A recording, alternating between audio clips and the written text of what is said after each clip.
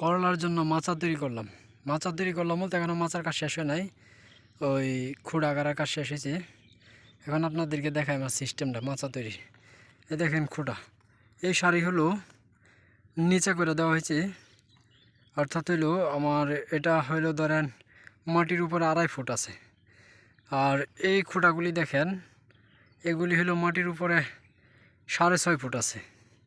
আবার ওই দেখেন লাস্টের একটা সারি, এটা হইলো আমার মাটির উপরে 2.5 ফুট আছে। তাহলে এই মাচাটা হইব এরকম যে না ফ্ল্যাট সিস্টেম, না হইলো আপনার চাল সিস্টেম। মানে এটা হইলো এরকম হইব যে এই খুঁটা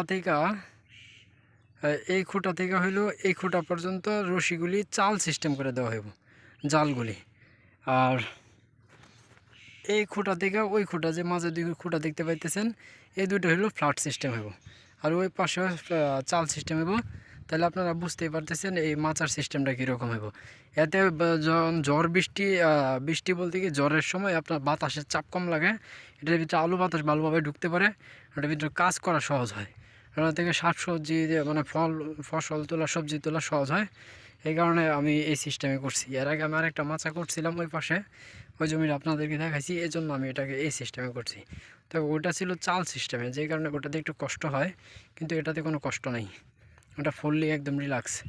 এই কারণে এটা রিল্যাক্স সিস্টেম করে নিছি যাতে ভালো করে কাজ করা যায়।